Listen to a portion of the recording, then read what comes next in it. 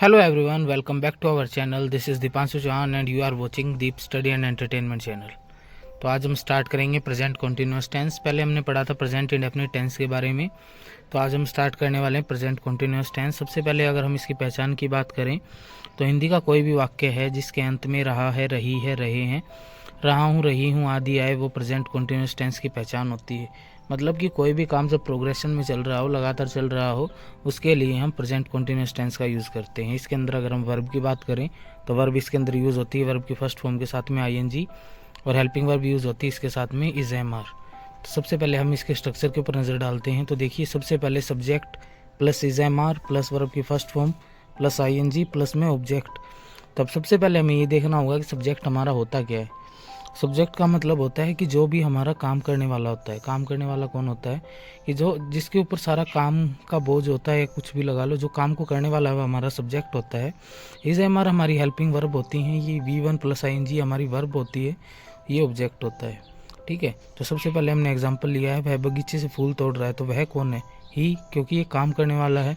उसके बाद हमने हेल्पिंग वर्ब ली है इज एम आर में से, तो इज वर्ब की फर्स्ट फॉर्म के साथ ING वर्ब यहाँ पर यूज़ हुई है प्लक, इसके साथ में ING प्लकिंग, और हमारा ऑब्जेक्ट क्या है? फ्लावर। कहाँ से तोड़े हैं?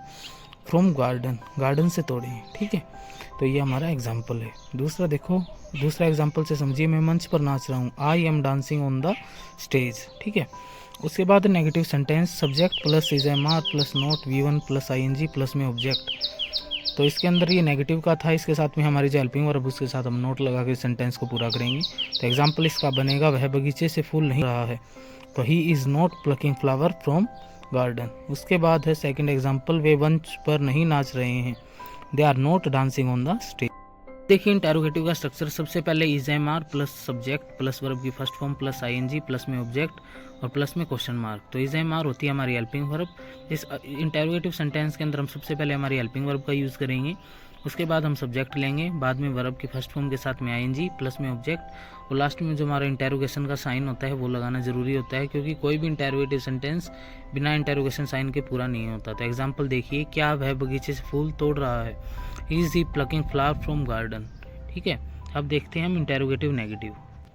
इंटेरोगेटिव नेगेटिव देखिए, इसमें है इज एम आर प्लस में सब्जेक्ट प्लस नोट वर्ब की first form plus ING plus में ऑब्जेक्ट, और लास्ट में है क्वेश्चन मार्क। तो क्या वह बगीचे से फूल नहीं तोड़ रहा है? Is he not plucking flower from garden. क्या वे मंच पर नहीं नाच रहे हैं? Are they not dancing on the stage.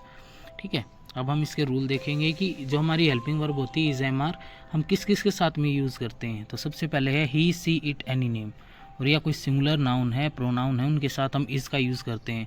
For example, it is raining on the roof. क्यों? सिंगुलर नाउन होता है, सिंगुलर नाउन का मतलब होता है एक वचन संज्ञा, एक वचन का मतलब होता है जो एक ही व्यक्ति का बोध रहे।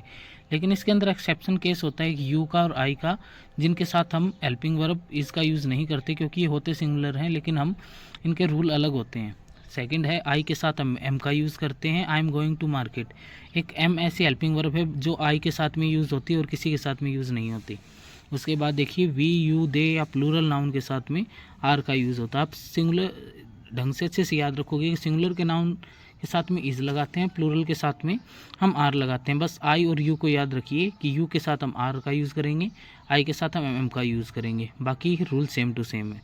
उसके बाद देखिए example, we are going party in a restaurant. उसके बाद फोर्थ रूल क्या कहता है, इस टेंस का प्रयोग, जो ये टेंस है इसका यूज़ हम ऐसे एक्शंस के लिए करते हैं जो बोलने के वक्त जारी हो, मतलब बोलने के वक्त जो काम हो रहा है हो, उसके लिए हम प्रेजेंट कॉन्टिन्यूस टेंस का यूज़ करते हैं। जैसे Mukesh is coming now, she is writing her name on the black board. क्योंकि ये काम क्या हो रहा है? अभी बोलने के वक्त हो रहा है, मुकेश आ रहा है, वो अपना नाम ब्लैक बोर्ड पर लिख रही है। ठीक है, अब आगे का रूल देखिए। अब इसके अंदर एक नोट दे रखा है, अभी वो देखो, now, at present, at the moment, this morning, currently, this evening आदि समय सूचक शब्दों का प्रयोग प्रेजेंट कॉन्टिन्यूअस टेंस में होता है।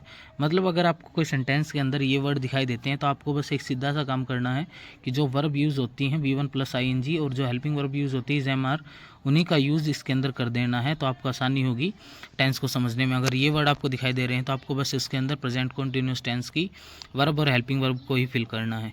उसके बाद है भाई, इस टेंस का यूज़ ऐसे एक्शंस के लिए होता है जो अस्थायी हो और बोलने के वक्त जारी नहीं हो। मतलब ऐसे टेम्परेरी एक्शन जो बोलने के वक्त जारी नहीं हो लेकिन फिर भी प्रोग्रेशन में हो।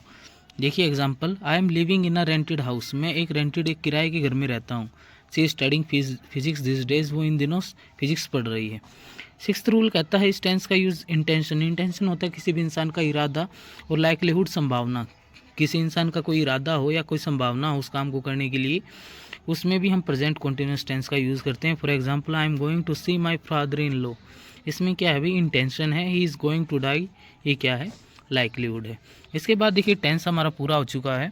उसके बाद मैंने एक प्रैक्टिस सेट तैयार किया है आप लोगों के लिए। अगर आपको वीडियो पसंद आई हो और आपको प्रेजेंट इंडेफिनिट और कॉन्टिन्यूस दोनों समझ में आ गए हों, तो यहाँ पे ये टेंस की प्रैक्टिस सेट दे रखी है।